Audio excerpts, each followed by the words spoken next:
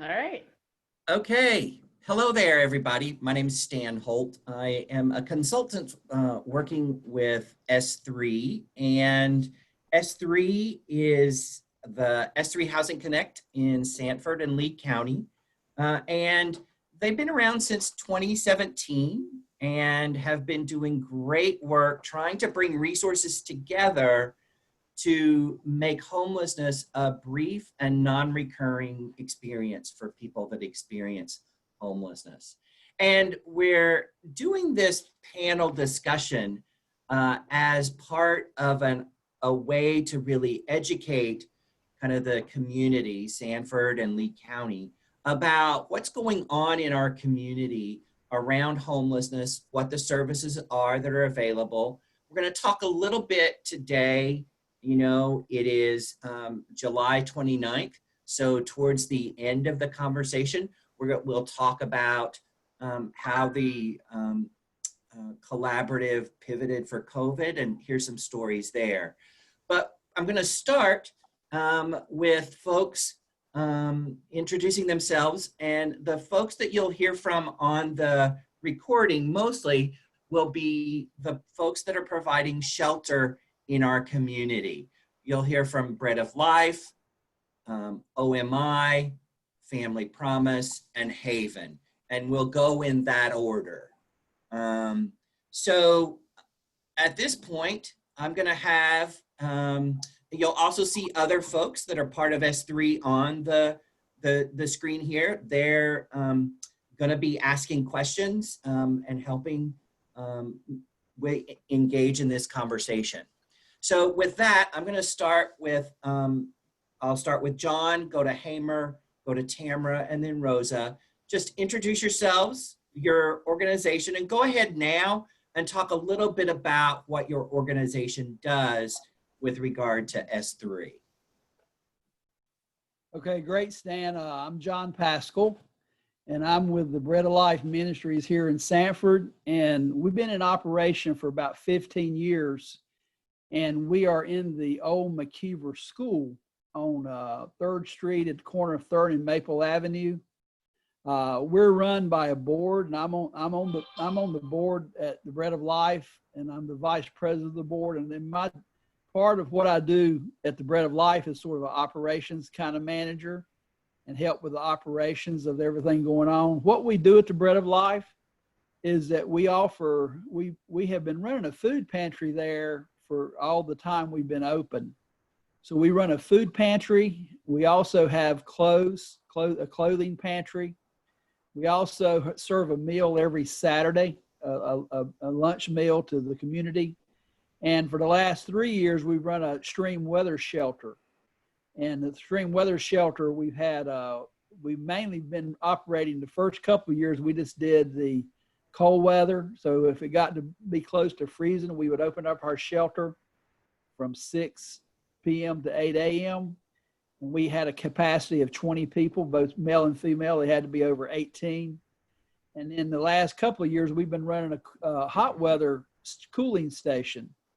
And this year, March 17th, we started running what we call a service center or a day center, where we allow homeless people to come in and shower and wash clothes and get food and rest and try to cook them up with resources that can help them. Super, thanks for that intro, John. Hamer, OMI. Yes, I'm Hamer Carter. I'm the Executive Director of Outreach Mission Incorporated, and we're a faith-based organization and have been in existence since 1988. We operate 2 shelters, one on 705 Chatham Street and the other one on 507 South 3rd Street. One is a women's shelter for women and children. The other is a men's shelter. Each has a capacity of 18 occupants. So we can have 36 individuals all together sheltered. Our organization in late 2017, and actually kind of in a partnership as part of the S3 initiative, we converted from being a high barrier shelter to being a low barrier shelter, open 24 hours a day, 7 days a week, 365 days a year. And for those of you who don't know, a low barrier shelter, basically, if anyone comes to our door in need, as long as they're not a threat to themselves or a threat to other people in the shelter, then we will take them in. Low barrier concept. We generally, for the last 2 years, have served about 250 people each year. That is up from prior to our conversion to low barrier, we saw about 65 to 70 people a year. So we're reaching a much broader population now. We have been able to, through some collaborations, to offer services other than just emergency shelter. As part of emergency shelter, we offer, of course, the safe shelter. We offer the food, hot meals, hot showers. We have laundry, and then also we have access to clothing for our individuals who come in needing such benefits. But we actually do more than that. We believe that we have to meet the full need of the people, and to do that for the homeless, we need to get them back into housing.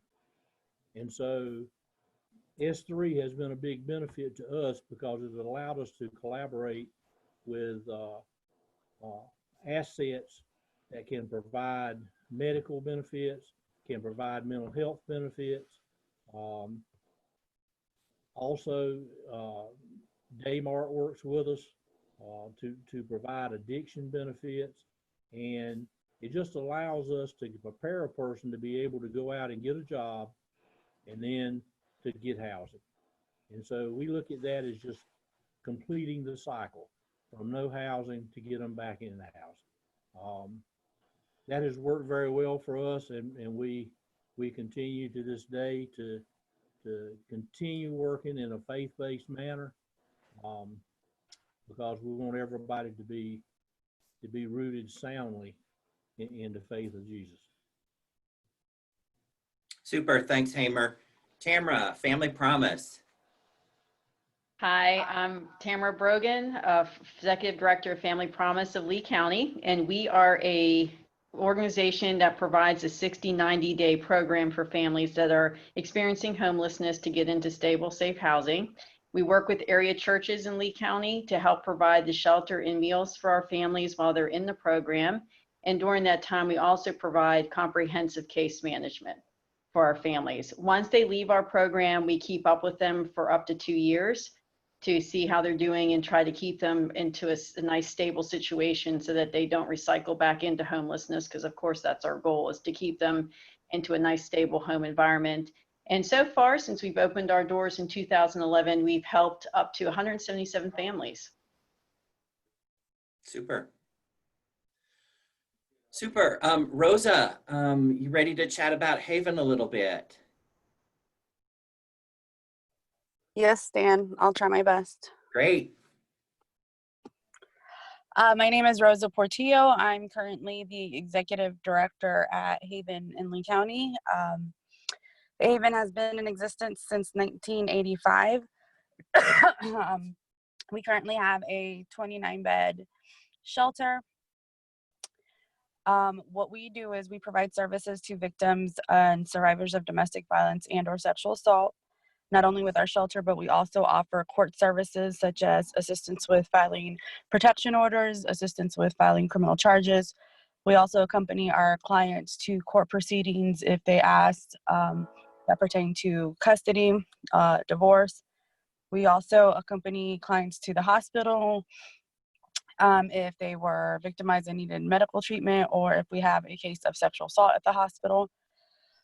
And with the shelter, we also provide case management within the shelter to better assist our clients to try to find employment, try to find housing, and also educate them a little bit on what it is that they need and what domestic violence is and sexual assault and how to possibly break the cycle. Great. Anything else? That's it, Stan. Cool. Super. So just to kind of reiterate, so Sanford and Lee County has a shelter that works with families and a shelter that works with victims of domestic violence, and a shelter that predominantly serves single folks. And then we have, through the Bread of Life, the adverse weather, either the cold, really cold nights or the really hot days that exist. Do you all want to add anything else about y'all's individual services? Yeah, Stan, I would like to, I left out a very important part that we're very excited about. Dr. William Hall in town has started a free medical clinic called H3. And he is seeing patients at the Bread of Life. I think he also goes to the outreach mission at the men and women's shelter at times. And over the last year, he's seen 170 patients, and that's how many individual patient records he has. But he also has he's had 293 visits. So really excited about it. He predominantly has been doing this on Saturday morning during our meal, but now he's coming both Saturday and a Tuesday afternoon, and we're going to have a routine time for him to be at the mission.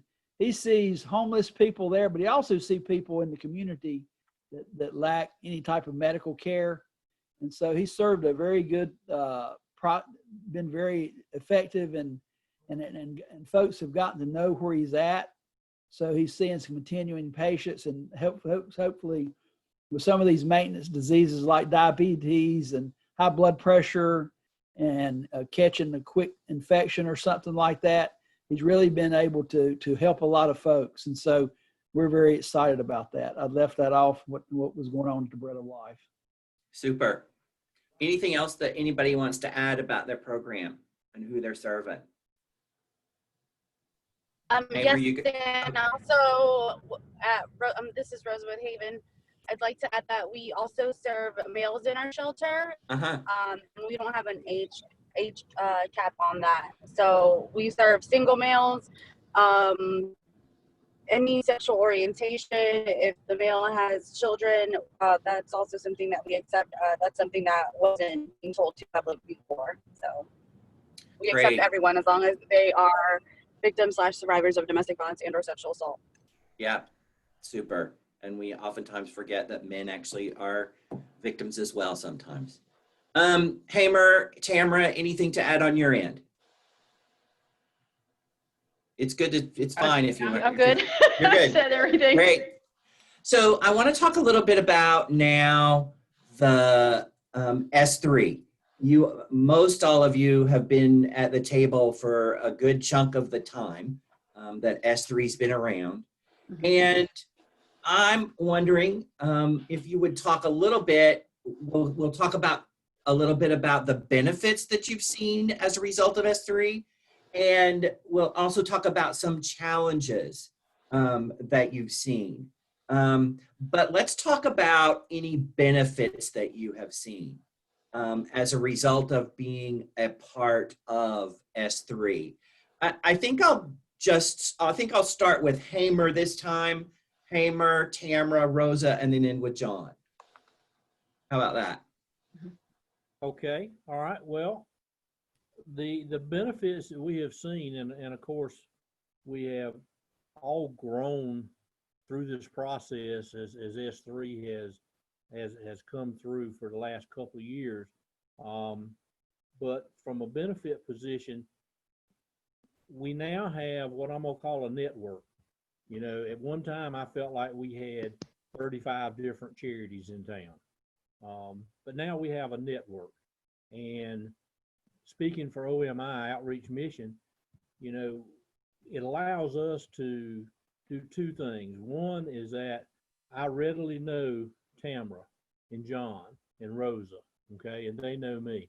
And so when we get somebody into our shelter, okay, and we're doing an intake, I don't have to wonder about where to send them, okay. I know that if they tell me they're experiencing domestic violence, that I need to call Rosa. Okay. If it's a family unit, I know that I need to call Tamara. Okay. And if it's a lot of times, if it's somebody who it's hot weather, it's cold weather, and we're full, I know that I can call John at Bread of Life and that they've got their shelter open. So first thing it does is it gives me that, and it allows me to focus at our shelter on what we do best, and that is to house the homeless. Okay.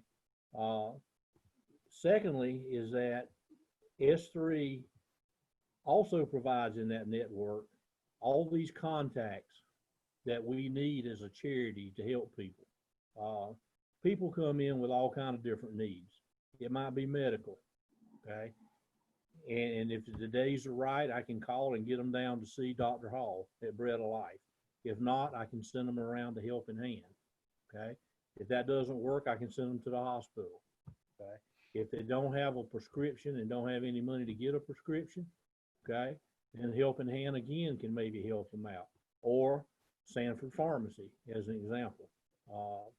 But we just have this network out there now that we can all pull on, and we're all working toward a common goal. And like I say, it's so much easier. It's a hard job, don't get me wrong, but it is so much easier because OMI is not trying to tackle it by themselves. Okay, we're a team that's trying to tackle this problem, and it just works so much better. Super. Tamara, you got stuff to add? Yes, I think that Hamer covered it really well in what his comments. I just want to add that, we've been a part of this organization since 2017 when it first opened, and I thought it was a great idea for the community to have something like this so that we can be more efficient when it comes to helping people that are homeless.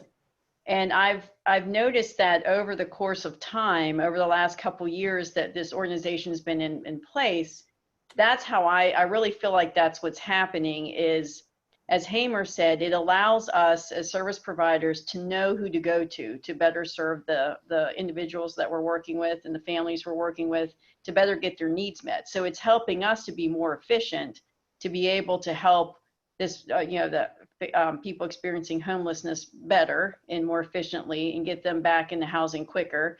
So it allows us to do our jobs in a more better manner, efficient manner.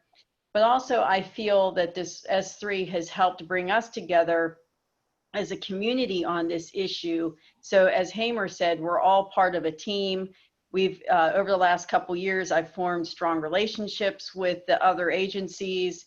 We know each other very well. And I think that really plays into that team role of us all working together to help this population that's affected with this issue. And I think that in the end, it really helps the community. They win by us being together as an organization as S3. Super. Rosa, do you have anything to add? No, I think that what Hamer and Tamara said, I agree. Unfortunately, I have not had the opportunity to be with you all since the beginning. I literally, honestly, found out that we were a part of S3, I want to say probably around November of last year. But I definitely agree with the networking and being able to put a face to the agency is very helpful for us to be able to get assistance to our clients. Great. Super. John, how about you? Yeah, I tell you, from the very beginning, starting with the very, very first point of time count that took place with one single individual, and then having our community meeting. One thing that the city of Sanford has done, they have stayed committed. They've helped organize all the meetings, from the mayor, from Chet Mann, from the planning office, Hal and Karen Kennedy, and the two city councilmen, Charles Taylor and Mr. Buckle. We just, there's just so much that the city has stayed, and they have stayed. It wasn't just one hot issue that they tried to take care of. They have stayed committed, which is really, really something. Also, all of us participating in S3 and seeing different groups come on board. the entrance of mental health, the entrance of mental health people on our committee now, where it really is, we've all identified a lot of, we all see there's a lot of mental health issues out there on the street. And so it's been good to have the different components of people come in. And like everybody has said, it's so good to know who to call when we're dealing with these issues, and how we can call each other and transition. Also, just very practical things too, when we get to talking about COVID, about how we've shared things, and all of us being faith-based, we all have our group of people that support us, our churches, and our churches have really stepped up. All of our groups of all the groups and individuals that know about our mission, they really have stepped up and they help out a whole lot. But we can't forget all our partners that have helped us, and so I just wanted to mention that. And I think everybody else has covered everything well. Yeah, so I'll kind of remind us, you talked a lot about the network, and you've talked about efficiency. You've talked about not only have you created a network and you've been able to find services, but the flip side is you're then able to say, oh, what's really missing, right? And we saw that for a while with mental health. It was really missing. Go, John. Yeah, one other thing, well, it's, we in the S3 committee, we form committees. And one thing that's been the housing committee and the interaction we've had, and the knowledge we've gained from working with Jeffrey at Johnson Lee County Community Action. We know there's challenges, there's lack of money, there's this or that. But we all, Hamer has in outreach mission, I'm sure Tamara has done a lot placing people in homes. So that's our ultimate goal. And the things that has taken place, I think everybody's gained a lot of knowledge about how to do that. And so that's one thing about the housing committee, about trying to figure out how to get people, even though when they get approved from housing, how do they get them in a house? And then, Hamer, they've had a lot of success at the outreach mission that I'm aware of everybody getting jobs and then finding a housing. And I think they've become a bit of experts about that. Anyway, just being together and hearing about things and hearing about successes has been really good. And so I just want to mention that about the housing, because that really is one of the biggest problems is housing, as we all know. So that's things that have been brought to light. Right. I think, John, so right. You all serve as kind of the emergency safety net, right? And then how do we then move them into a more permanent, safe space that's beyond this system of shelters that you all have? So we talked about some of the benefits. What are some of the challenges that have come up as a result of S3? Well, I'll start it off. Okay. I think that we have had to kind of change our thought process. I think before S3, we were each doing our own thing, as I mentioned previously. But I think also it made us protective of our donors, our folks who supported us. It almost made us competitive amongst ourselves instead of collaborative, and not wanting to give up what our success was for fear that somebody else would mimic it, and it would cost us something in the end. So I guess that's one of the biggest things I've seen. We have changed our way of thinking. We've been able to put that aside and know that Bread of Life, this is their strength, and that's what they're working on. Family Promise, this is what their strength is. That's what they're working on. Haven, this is what their strength is and what they're working on. This is OMI, and this is what we're working on. And I'm not on an island out here by myself. and that it's really true, the old saying about the sum of the parts is greater than the whole, because we are much better and we help a whole lot more people by working together than any one of us can do by ourselves. Yeah, yeah. Tamara, any thoughts?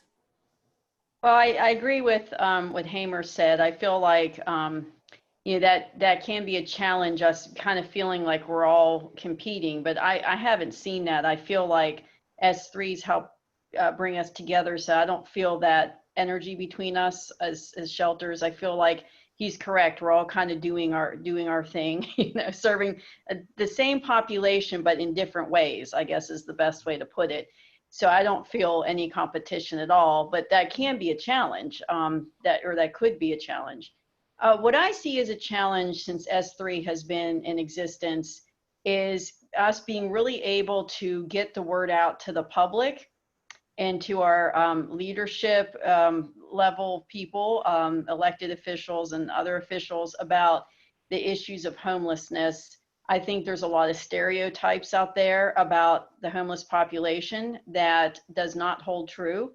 And I think that is a challenge for us to bust through those stereotypes and to educate people, just general public and leadership, about, what homelessness is really about and who's really being affected and how as a community we can combat this. And I think it's really, and part of that challenge is bringing everybody together, because you need to have, it's great to have an organization like S3 in place, but we also need public support. We also need support from elected officials. We need everybody working together to combat this issue. So I see that as a challenge, is really getting people engaged, to understand, to educate them, to understand the whole dynamics of this issue, and to bust those stereotypes. I see that as a challenge. I think we're working on it on S3, but I think it'll be something we'll continue to have to address.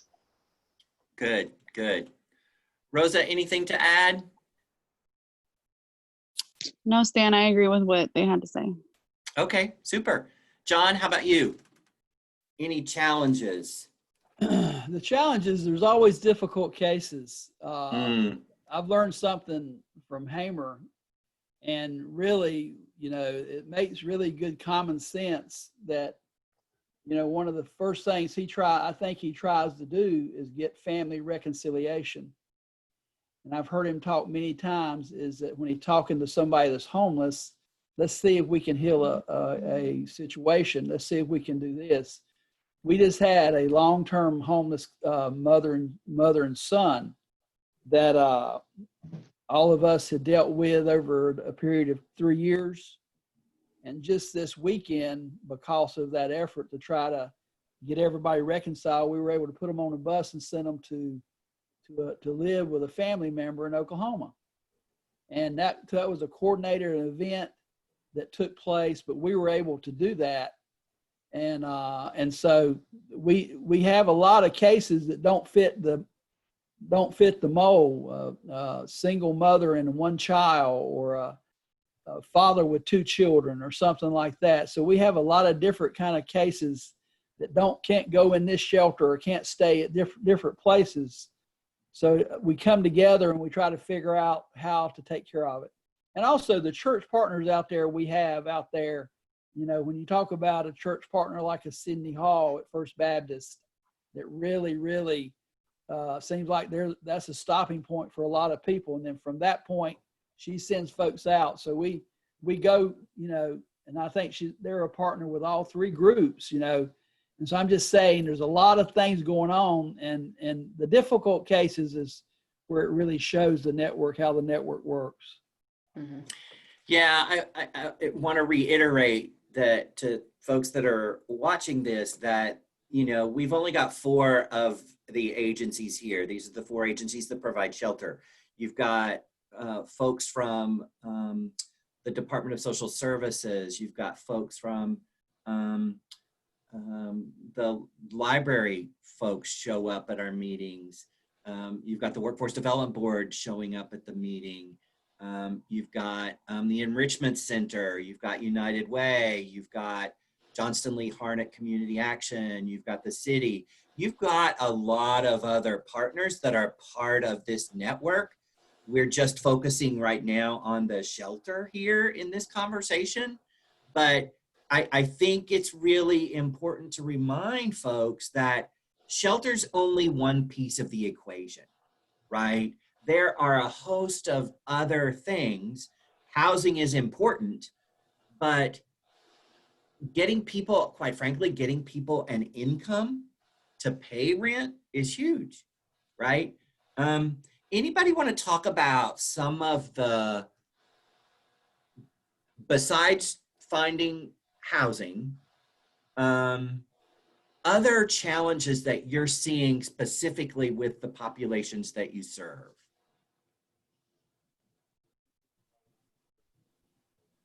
Think a minute about who you're seeing, any specific real challenges in addition to the shelter pieces. I'll go ahead and go first. Yeah. Okay, Stan. I feel one thing I see a lot of it for the families that we serve is that affects it would be mental health services, which I'm really glad that we have them as part of S3 because I see that as being a big part of helping people get into housing. That's a huge piece of it. Most of the families that we have coming through already have jobs, but I would say that skills and education would also be another area that needs to, that can be a big part of helping families besides housing. And also an area that surprised me was legal aspects. I feel like a lot of families we deal with that come through our program, they have legal issues, whether it's like child support or something that has happened that is kind of holding them down from being successful with their goals. So that's something that I was rather surprised to see, but that's another area that I saw that our families need help with outside of the housing part. Yeah, I've got, I was just thinking about a conversation I just had yesterday with a homeless man that Hamer and me both work with, is transportation. Sanford not having public transportation, some of these folks can find work, but they lose their jobs because they can't get to work. Mm-hmm. They can't get to work on time, or they have to look for rides. There's so many little, much less, getting ready for work and those kind of things, but just getting to the job and keeping a job is really a challenge for people that are challenged with homelessness. And this particular man had a night shift job, and he had to be there by 9 o'clock at night, and he lost his ride. So he probably will lose his job. And so transportation in Lee County, I think, is an issue and that we need to really continue to talk about. The other thing, again, is going back, just like Tamara was saying, is about mental health issues. So many, they're not trustworthy, they're not trusting of people.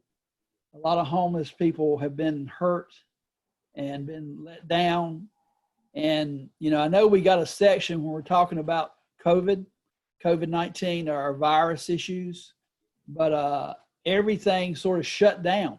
I mean, really, everything really shut down.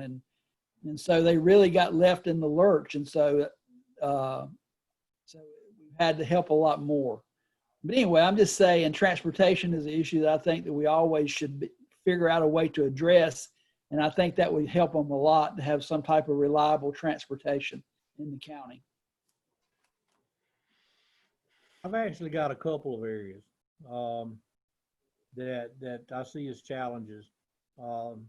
The first is going to deal with folks who have a criminal record. If you believe that somebody makes a mistake and they go somewhere and they pay their dues and they get out and now everything's fine, you're wrong. A criminal record is like having an anchor around your leg. So we see that as a challenge, and probably anytime you would come to OMI, you'll probably find 2 out of the 16 men and probably 2 or 3 out of the 16 women are dealing with some sort of criminal background, whether it be a multitude of petty items or it may have been a serious crime. But you have to try to work work through those things. And, sometimes you can get things expunged. We do have some resources, lawyers that will work with people to try and get some of the petty things expunged to help them. But generally, what you have to do is you have to just reestablish this person. You have to build back a new person. Give them the opportunity to work some kind of entry level job, to make some money, to save some money, to show a work ethic. And thankfully, we do in our community have folks who are very proactive in hiring people who have had who have criminal records, giving them a second chance. So we're blessed with that. Okay, but it is a challenge. The second thing that we deal with pretty much all the time is we have a lot of young mothers with multiple kids. Okay, so how does that person go out and find a job or find housing or even maintain it if they can't get adequate child support? That's a challenge, and I have been very pleased with the support that we have gotten through DSS to help us. We've got an additional challenge right now because of COVID-19, but the way DSS has helped us to place children in some daycare facilities so that the mothers can go out and find jobs and work, and then start working their way back into being able to move into housing. So again, I think that's all the collaborative effort, in both cases. Super. I know that the chat had some questions in it, and Ruth, I'm going to ask you to pop off of mute, and because you had a couple of questions that I think are appropriate here. Yes. Rachel, you can pop off if you've got questions too. Now would be a good time to throw those out. But Ruth, throw your questions out to the group. Okay, I'm Ruth Price, and I'm an interested citizen of Lee County and have been for about 40 years, and working with Tamara now as vice chair of the S3 network. And I was so glad to hear Hamer talk about the children, because not only daycare, but their access to education, to internet, and also the trauma they're going through because they don't have a bed to sleep in or a kitchen to go get a snack from. I mean, they have to feel like little beggars, which is so sad for me as a former educator. What kind of impact does this have on our children? And you worry about that chain reaction. Is there also help for not the ones that need daycare, but the ones who are in school and now need help with understanding the topics, getting their homework done, possibly getting on internet? What kind of help is there for the children? I can answer that. We work very closely with Lee County Schools in system to assist children in our program, because you're right, Ruth, it is a big deal, what the children are going through, and it has to be hard on them. And I do think it's, a life-changing event for them to not have that stability in their life. And that's what we're trying to bring to them, is stability. So while they're in our program, we make sure that they have what they need as far as school supplies. We have internet here at the day center that they can use. We have Wi-Fi here. We have a computer that they can use. So we try to assist as much as we can to make sure that they're doing well in school. We do work with the school system closely in a way of, we let the counselors know, the social workers know in the schools of, like, if we have a family that comes in, the children are registered usually in a certain school, we'll let those social workers know that they're in the program, and then we'll start that communication with the social workers so that they're able to work with us to make sure that the needs of the children and the family are fulfilled. And sometimes it's just coordinating transportation. We do that a lot with the schools as far as having buses pick up children from the day center and drop them off here. We also work with Boys and Girls Club very closely for families that are interested. We work on transportation issues with them, but also getting them into the program. So we help them with that. So we work very closely as far as communication with these other organizations to help, our families get what they need, because it is a big deal. And I want these children to have stability. I don't want them to feel, as you mentioned, how, to be in that unstable environment, to have that trauma. And I do want to end that cycle, so that they're not growing up with trauma issues from this experience. I want to end that as much as I can. And so I feel like we've had a really good success working with the schools and Boys and Girls Club to help with that issue. I do want to mention, we also work with partnerships of children for children in Lee County. They help a lot with with daycare vouchers for our families, for children who are not yet in school. So we're trying to help the wee ones as well, as far as daycare for the families. And we've had really good experiences with them as well. I will say that our agency actually, we have a lot of difficulties trying to get daycare for our clients, especially now with the COVID, unless there's an open CPS case. There's a waiting list, we've been told. There's not enough space. So with daycare specifically, we do have an issue. With the school system, like Tamara said, we do have a good working relationship with them. We also get a tutor that would come in during the school year and help our students with homework, with anything that they possibly could need. But it honestly isn't enough with the amount of children that we have for one person to come in once a week and help with homework. And unfortunately for our agency, I don't have the staff to be able to sit down with the children as well and assist with homework. I do think that daycare is a big issue for us. Obviously, it doesn't seem like it's an issue for everyone else, but it is an issue for us. And that's one of the main reasons, especially if a mother does have one or more children or two or more children, for them to get a job, because they just don't have any support from families, or they're not from the area. And at that point, we honestly don't know what to do. Mm-hmm. Yeah, thanks for sharing with that. I'm going to shift us a little bit. It also reminds me that one of the people that's part of our network is part of the school system, right? So we've got them at the table in terms of S3. So I'm going to shift us a little bit, because we're coming up on close to an hour being on this call. And I have been so impressed by how you all as a network literally pivoted with regard to the challenges presented by COVID.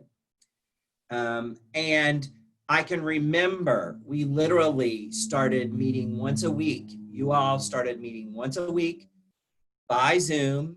Most of you not having done Zoom before. You all jumped in there, became experts at the virtual meeting, and then started literally problem solving. And I saw people problem solving about, can we have hand washing stations outside of Bread of Life? Can we, where do we go? Are we getting enough food, right? So it was amazing to watch that from my perspective. From you all's perspective, how do you, talk a little bit about how you've pivoted, and I'll ask a follow-up question, but I'll ask it later about where do you think this is going to land, right? Stan, can I say something real quick? Sure. before we pivot to that conversation? Sure. Just because I was not able to state anything before. One of the major issues that I have, or struggles that we have as an agency, is being able to get services for the undocumented community that we serve. So I just wanted to put that out there, how that is an issue for us. We do have a high Latino or Latinx population here in Lee County. And unfortunately for us, the majority of them are undocumented, and a lot of the agencies aren't able to assist them because they are undocumented. So that for us is a major issue. And unfortunately, because of that, they tend to want to go back to their abuser or aggressor, and there's not much that we can do for them. Yeah. Oh, thanks for mentioning that, Rosa. I really appreciate that. So let's go back then to the shift to COVID. How have you all pivoted? What have you experienced in the since March? Well, I think one of the big things, Stan, is we had not very long ago moved into 211, key central point for entry into our services. And when COVID-19 hit, 211, their resources were basically transferred over to a COVID-19 information line, so that people could get the information they needed. OMI recognized the challenge there, and we worked with 211 and basically said, look, just whatever it takes to do it, just have it be a default to don't wait, don't put them on hold or anything. Just tell them to call Outreach Mission in Sanford and give them our number. And then we'll take over the initial intake and diversion and trying to get people to where they need to be. Okay. So, I mean, we recognize that, and that was kind of our part in picking up the ball and keeping it rolling. And that worked pretty well. We did that for, I think, about 2.5 months before 211 came back. But all that did really was it just had me talking more to Tamara and more to John and more to Rosa, because I now was giving out the information, my staff, and trying to get them to the right location. So that's just an example. I know we've all done things during the COVID-19, but sometimes you think that other places don't know what we're doing here in little Sanford, North Carolina. But the other thing I'll mention is that we OMI, we basically said we're going to focus now on taking in clients from Lee County only. Okay. And we still got homeless people coming through, don't get me wrong, but we handled them in other ways. And it didn't take long, about 2 or 3 weeks, to where somebody would call and say, you got a bid? We'd say, well, where are you calling from? I'm calling from Mecklenburg County. No, I'm sorry, we're only taking people from Lee County in. But if you'll call this number in Mecklenburg County, they'll try to get you to the nearest facility. Okay. Well, that kind of grew in a short period of time of when we had people coming through, and it was somebody from Charlotte or Monroe or Gastonia or whatever, that then we would call Mecklenburg and we'd say, hey, we've got this person now, if you got a bid for it. And so it became a cooperative thing very quickly. And so that those two things, I think, helped us a lot in the beginning. It helped us be able to feel comfortable with the folks that we were taking in, because we knew that we could more or less track them, if they were a Lee County resident.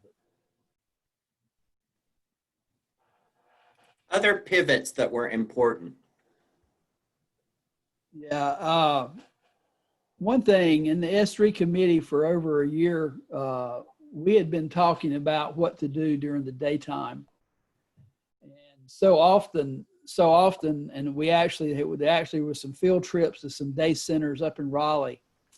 And so Chris Kelly, who's a very integral part from Salvation Army, and myself started the discussion about having a service center, day center at the Bread of Life, the pretty logical people.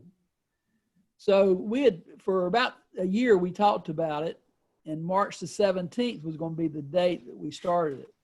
Remember what, March 12th, 13th, 14th. I think the 14th was the last meeting we had together, sitting in a room together. But we started on March the 17th. And so we really had to educate everybody quickly on virus and protective measures. But also we had to limit the number of people in our building. And our building was the attraction. Everybody would come into our building and we would have it packed out. And now we can't do that anymore. And so that was a challenge for us. We did a lot of outside things. We have a big yard, and so we did a lot of things outside. We limited the number of people in our building to 10. We got a thermometer. We got a scanning thermometer and started taking temperatures and doing all the hand sanitizer, all the things that we have had to do. And we haven't missed a day since March the 17th. We had a very dedicated group of volunteers and staff. And so I think, and also knowing that everything else in town is shut down. You know, one thing, the city of Sanford, and they have done just so many different things. But if you remember, during the week, all the homeless people would go to the library. Well, the library shut down. You know, the Depot Park, you know, the city of Sanford now has some law enforcement officers that are in the downtown area. And that's really helped a whole lot. I think it's helped some homeless folks too. But they really have, I mean, the city continues to step forward doing things to help homeless people.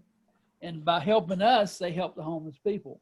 But I'm just saying that there's so many, when you talk about the virus, there's so many things. And also having a physician at our facility, has been great, because if we have any concerns, we have a physician we can call. Our physician, Dr. William Hall, is also on the health board of the county. He's on the Lee County Health Board, so he knows. And I think I can safely say that I think that we have not had any virus in our homeless population. I might be speaking out of turn, but from my knowledge, nobody has said that we had anybody that's coming through our building that had a virus. And so there have been some tests, and so we've had to watch that and keep people out of our building a little bit. But at the same time, our donations have been up. Our community has really stepped forward and helped. United Way, Kendra Martin and United Way, they really have helped us in getting supplies. They've helped us with hand sanitizer and masks. And so there's a lot of things that a lot of different groups have come up and done different things for us.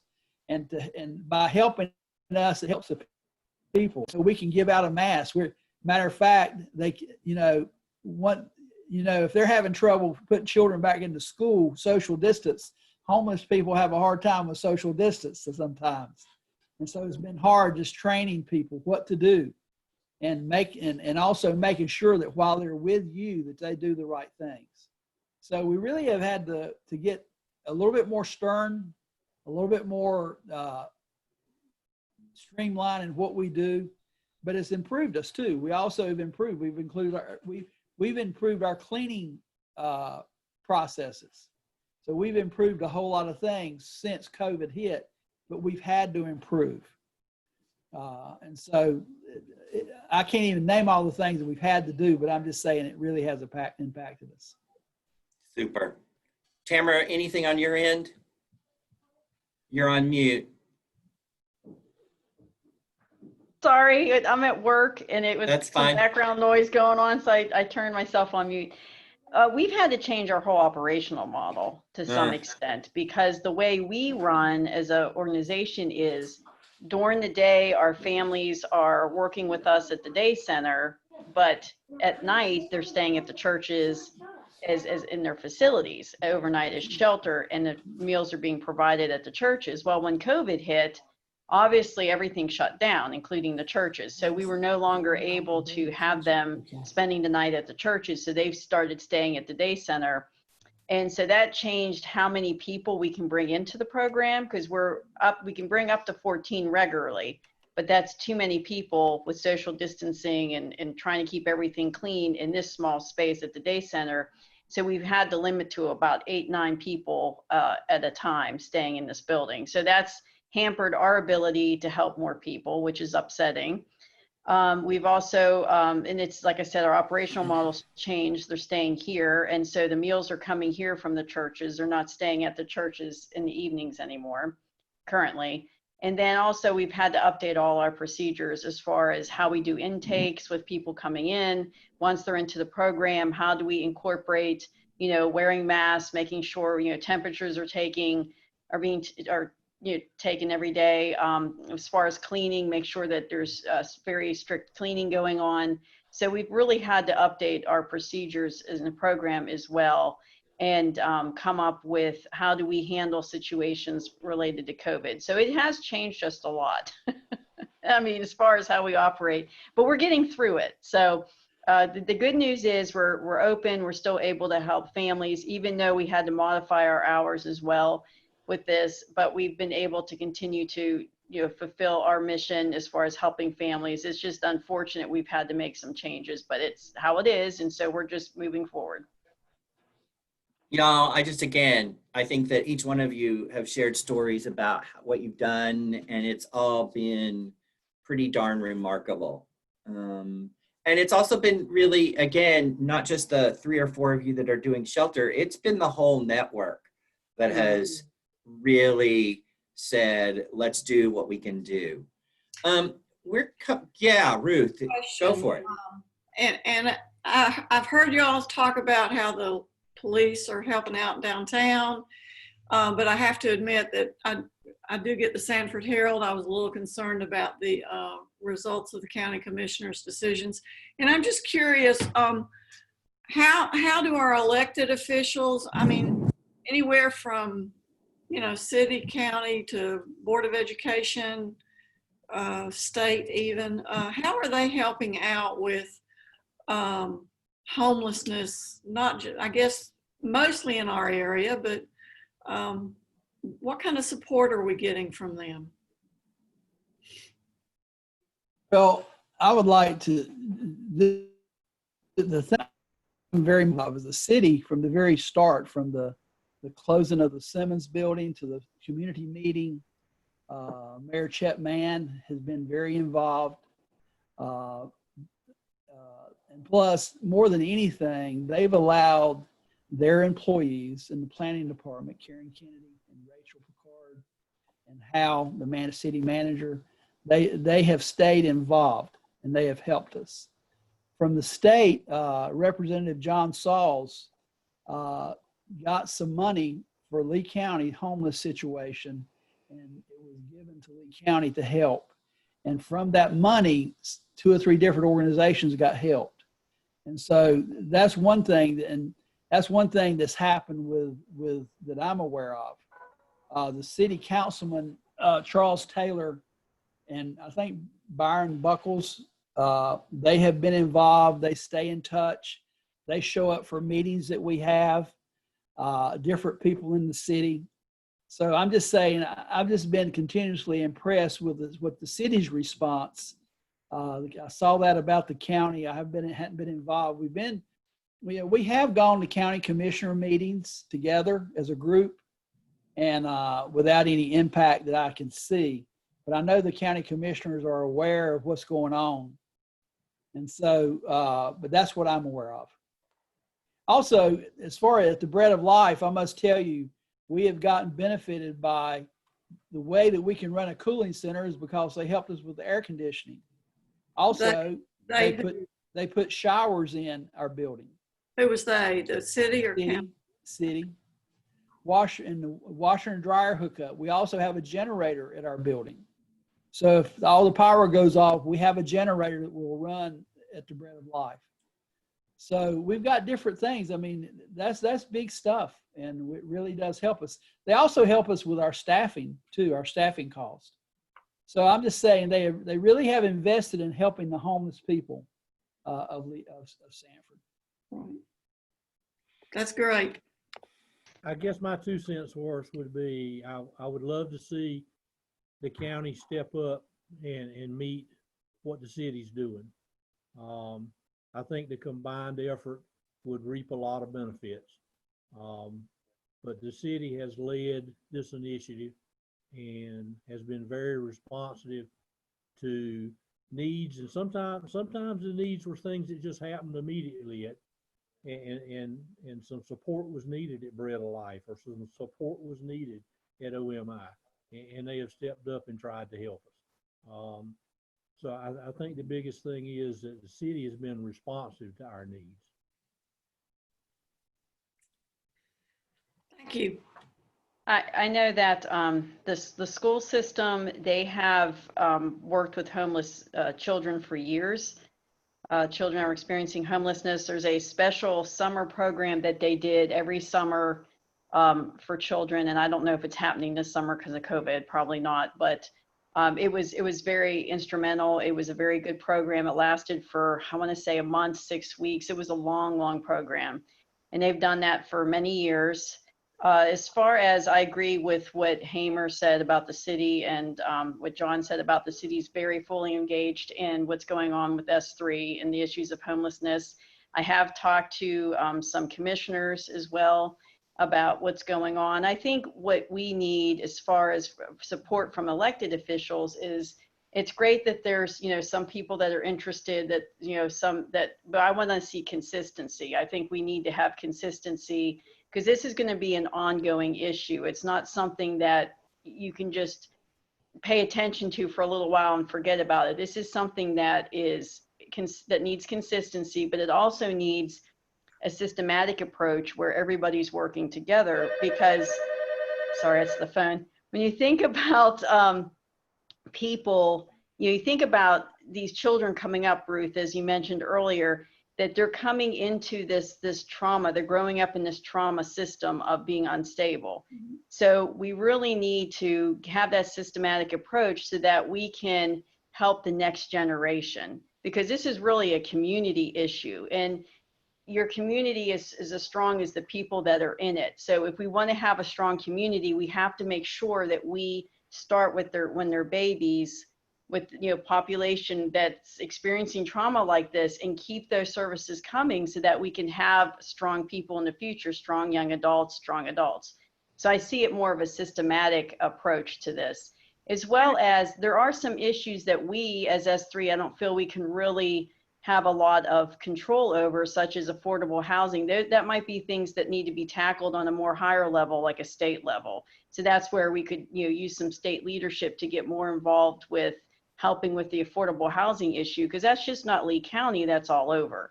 So that's something that needs to be addressed probably on higher levels of government, but I feel like everybody needs to be consistent and working together. Well, I just want to say that I'm just so impressed with how you folks have dealt with the adjustments you've had to make due to COVID. But I don't want to leave with that message, because I heard 1980s, 1990s that these services had been out there, because COVID is not what's caused homelessness. No. It's an ongoing thing. It's not something that's going to stop when this pandemic is over. So it's a problem that's got to be solved with long-term ideals, rather than just getting through this one pandemic. But I just have to say that I'm so impressed with all that you people do, and putting your feet to the pavement and your hands in the dirt to help these folks. It's just amazing. Right, Y'all, I'm gonna wrap us up here, because we've been going, and we could really go off, right? And I want us to have more of these discussions, and we will. But is there any kind of last words that you want to get in? John, Hamer, Tamara, we just lost Rosa. If you lose me, I've got a big storm going on, but Ruth or Rachel should be able to continue to go. Yeah, one thing that this last thing, we could not do what we do without our our partners and our volunteers. Bread of Life really works with volunteers in our building every day. And so Lee County, Sanford, Lee County is a very giving county. When you think about all the other things going on with UCOC, with over there in Jonesboro, and all the things going on at different places, we couldn't do it out with all the volunteers and the people that give in Lee County. And I'll just say, I've just seen an outpouring of support, and so hopefully it'll continue. And I know some of it's because of the virus, some of it's because there are now people who are seeing it more. But I'm just saying, I hope our support continues, and we're so thankful for all the people and all the volunteers and the folks that stay committed to this work, and I appreciate everybody here on the call. I think I would just like to add on to what John said, and because we do have such a caring community, you know, during this COVID-19. We've been able to carry our efforts forward because we have employers who are still employing people, okay? And we have landlords who are still renting out rooms or houses to folks. We haven't stopped our mission, and they haven't stopped their support of our mission. And we still have people getting jobs. We still have people moving into houses. And all of that is helping the people that are less fortunate than we are. And that's what the whole thing is about. Tamara, wise words. You get to Yes, sum it all up. I get to wrap it up. Okay. A lot of pressure. I think. And before we go, you know, we just need to acknowledge, Ruth said this, but Tamara right now is the current chair of the S3 network. So in addition to her role as the executive director, she's really helping, along with Ruth here, really helping organize this network. So I appreciate you for that leadership. Well, thank you, Stan. I really feel S3 is a good beginning back in 2017. And as what Ruth said, she's exactly correct. This is not a new issue. It's been around for decades, but I think the fact that it's been recognized as an issue to the point where we established this organization, S3 Housing Connect, years ago is a big step. I have not seen this in other communities. So it's very unique. And I think that makes Lee County unique. And it shows how much we care about this issue and the people in our community that are affected by homelessness. And that really is a strong positive. I think that this organization, S3, will help us see the strengths and weaknesses as a community that we need to address, strengthen, and that we're doing well in to address this issue. So I think this is like we're in the beginning stages of this. We've been at it for a couple years, but things move slowly when it comes to, you know, solutions for issues on this scale. So I think we just have to be persistent and keep plugging along. But I think that this is the beginning of us allowing to really address this issue in a good way, in a positive way, to really help this demographic that we serve. So I think it's a great, great beginning. Super. So with that, folks, I'm going to say thank you for your time. Thank you for your service. I'm going to click the record and stop the recording, and we'll be done with this one and hopefully back in a month or so with another conversation. Thanks, everybody. Thank y'all.